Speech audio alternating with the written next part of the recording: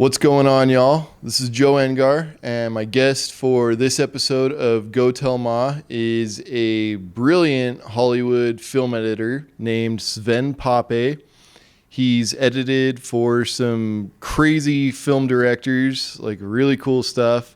I learned a ton of really good things from him.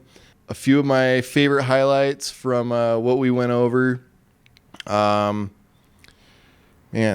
He talked about what he did to transition from being a film student to working for James Cameron in a really short amount of time. He also discussed his decision-making process when he's choosing between, being guided by the head or the heart when he's making artistic choices. That was really cool, actually. And he went in really good detail on how he grew his YouTube channel, which is called This Guy Edits. Check it out. It's really good.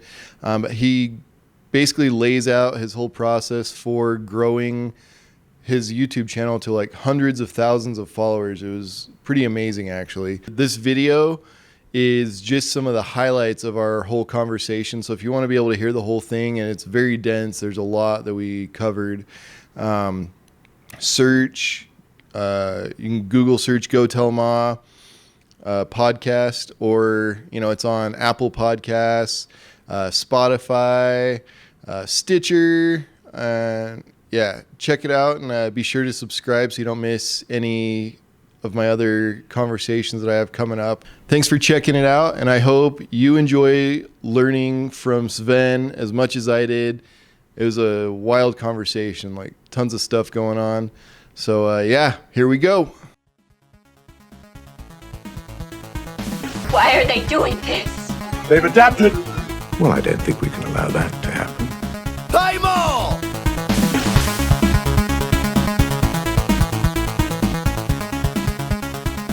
Would you mind telling me a little bit about your, just kind of your life work that you're pursuing here currently? What do you have going on exactly?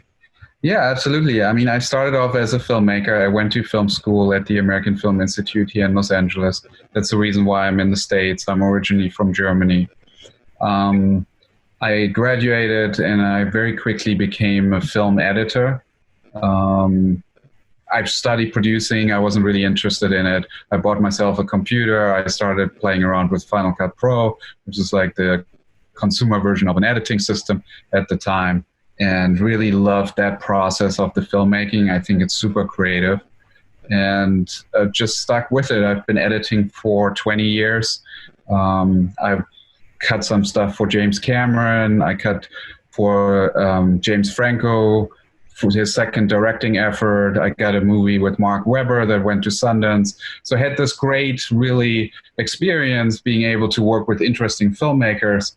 But I really also just love being at home and cutting from home and having that work-life balance. So just a few years ago, I decided that starting a YouTube channel would be just a great little passion project that could maybe allow me to decide what I want to work on and not having to be dependent on that paycheck to go out and maybe, like here in LA, the situation is if you pick the wrong job, you're going to be in a car for 3 hours a day.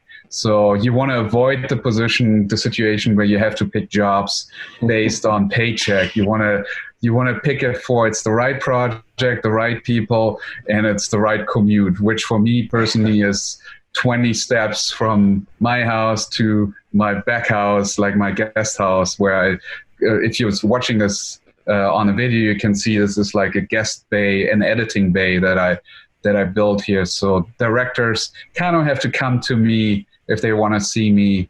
But I'm basically working most of the time at night on feature films, independent documentaries. I did a lot of television stuff in my past. But I'm slowly transitioning really into this YouTube channel that I've created. That happened about 3.5 years ago, and by now it has about 300,000 subscribers. So it's at a point where it is financially viable to just do that. And I'm now in that sort of fortunate position where I can really decide, do I take this editing job or do I keep working on my next video and get a sponsor to pay for that process?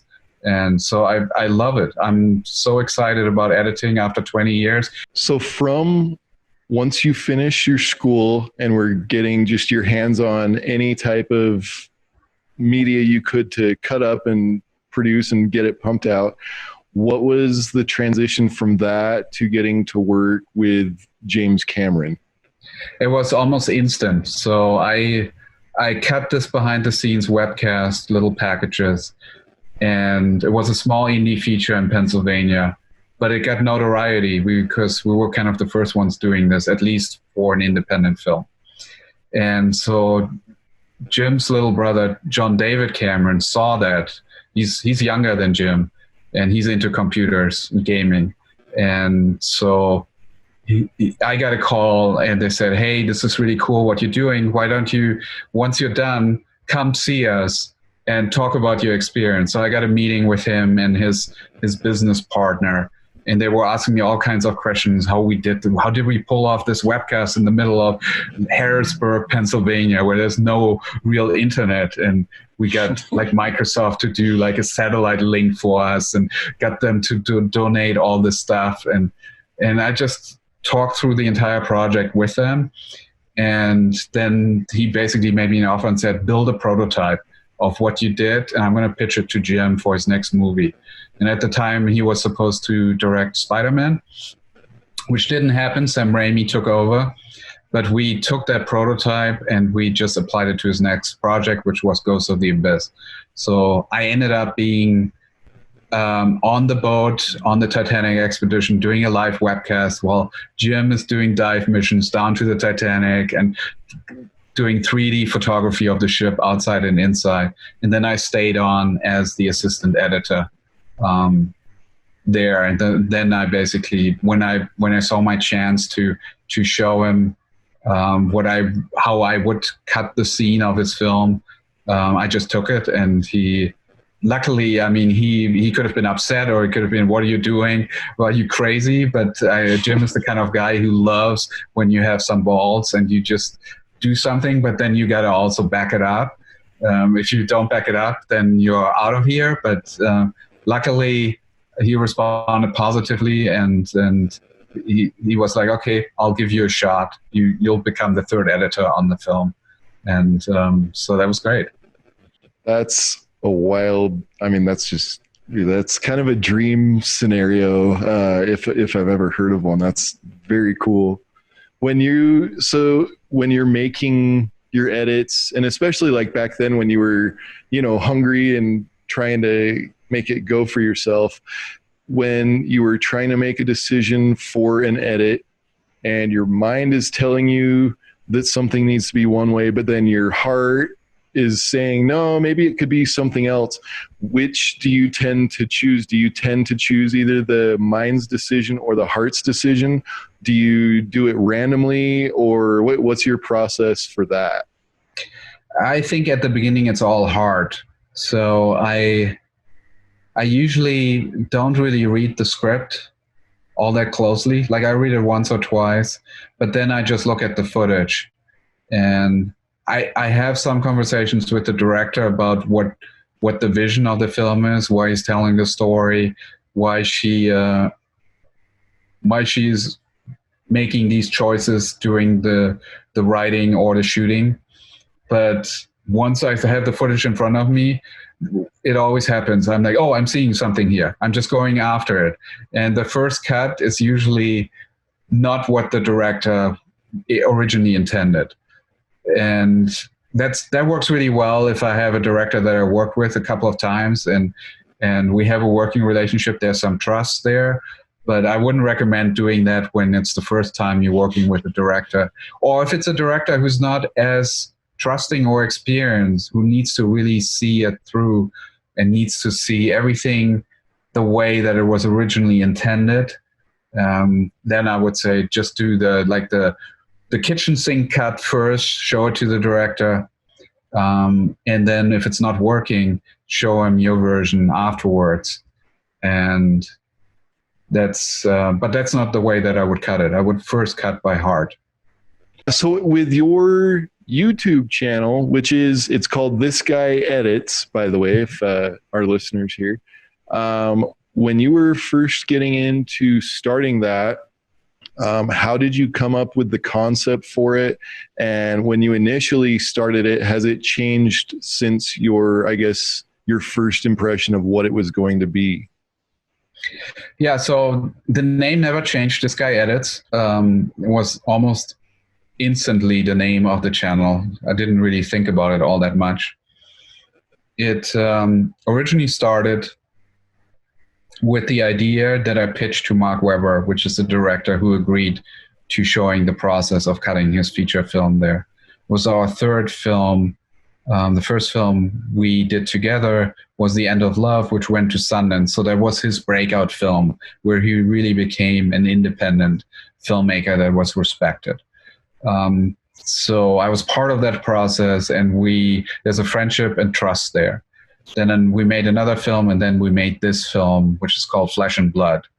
And this was probably his most personal film because it dealt with his mother and his father and the sort of the fucked up relationship that he had as a child, and now it's sort of carrying over into his own family. And so I just pitched him the idea and said, why don't we show this editing process online? We'll just be like PewDiePie. We're showing, instead of showing how we play a computer game, we show how we make a movie and start building an audience for this indie film. And if anything, there might be some publicity there that we can hopefully leverage into a bigger release for the film. He's like, all right, this sounds cool. Show me a couple of episodes, and if this works out, if I like it, then we'll figure something out. So he went off shooting the film in Pennsylvania, and the first episode on the channel is of the actual footage arriving with FedEx, and I'm opening up the box and I'm uploading the footage and I start cutting. And so I did 3 episodes within 1 week. Before I released them, I sent them over to him. He looked at it. He's like, this is great. I actually learned so much about editing myself. Just keep going. You have carte blanche. There's certain scenes that we should not show, but other than that, you don't even have to show me anything. Just go for it. And so at that point, every week I wanted to pop out 3 videos, and I started picking topics. How do you select footage? How do you turn all the footage into a scene? How do you get from that to the next stage? And that sort of got some interest. I had maybe a few hundred views, a few thousand views at the most. But really, I quickly realized, this is not like PewDiePie playing a computer game at all. This is kind of boring because editing takes a long time. What else could it be? So then I started realizing, okay, it needs to be about storytelling and what we can learn together about how to make films better, or how to find the emotional core of a scene. And then one of the first concepts that I presented is actually from a very accomplished editor, Walter Murch, Oscar award-winning editor for Apocalypse Now and other great films. And he wrote a book called The Blink of an Eye, where he says, why don't you cut when the actors are blinking? Because the idea is that whenever they're blinking, they're finishing a thought. So just cut around that, just a frame before they blink, and you've captured the thought that they have. If you cut somewhere between there, you might cut off their thought, and then the audience might have an incomplete thought themselves, because as you were saying, mirror neurons, they're becoming the character. So if you don't know where to cut, look for the actors blinking. So that became my next episode, where I'm like, okay, I'm just going to apply this concept to this scene, and I'm only going to cut when the actors are blinking. And that got picked up by a blog called No Film School. And they wrote a little blurb about this, and then overnight I had 10,000 views and 1,000 new subscribers. And that's when I started realizing, okay, so now I feel like I understand what this could be. So I was more leaning towards what are the takeaways, the valuable lessons that I could be sharing as a semi-experienced editor, and relaying that to aspiring filmmakers. And that sort of carried me throughout the rest of the film. It took about a year to finish the film, and we got about 30,000 subscribers. And then at that point, I'm like, okay, now what should the channel be? Should it be the next movie or should it be something else? And at that time, the format of the video essay became really hot on YouTube. So if you know somebody like Every Frame a Painting or Nerdwriter that are doing video essays on YouTube and get millions of views doing it, I was going to apply that format now to editing. And what is a video essay? It's basically a cinematic form of teaching you something about filmmaking or something else. Could be about just some pop topic that's really popular. Like Nerdwriter does for example, does a video on how Donald Trump answers a question and gets 5 million views doing a video essay on something hip like that. So I applied that to the channel, and then suddenly, instead of having a few tens of thousands of views, I started to become like 100,000 plus views. And for example, I did a video on Dunkirk on the editing, and that has 1.5 million views. And that's when I realized, okay, so editing is not just for editors. It's not just for aspiring filmmakers. It's for everybody. Everybody could get excited about this. And so that's where the channel sort of evolved, and really celebrating editing in a way that everybody can appreciate it. Sven, before we head out, do you mind sharing all of your channels that people could catch up with you and see what you're doing and check out all your work? Anything you want to share or shout out, go for it. Yeah, I mean, start off with the YouTube channel. Just search for This Guy Edits, and it'll pop up. Subscribe. If you're into editing, consider going to thegotoeditor.com. So that's thegotoeditor.com, and then just leave your email there. We'll take you through like an email newsletter of what a life of an editor looks like. I really talk about my origin story of like how I got my start and how I got my second job, my third job, and all this stuff, and draw some valuable tips on how you can become an editor. So you can sign up for free there. Otherwise, any of the social media, it's all This Guy Edits, Facebook group, Twitter, or Instagram. Fantastic. And thank you so much for hanging out and letting me dig into your experience and check your brain out for a minute. I learned a ton, so this was really cool. Well, thank you for having me. Yeah, I really like that you're welcome. like talking to people to see how they learn, how they grow, how they do their own thing. I think that's a great concept, and I'd love to be a part of that. Thank you. Yeah. Well, I mean, anytime you want to come on, the invite's always open. So I had a ton of fun with you. So yeah, thank you. And I hope your night's great.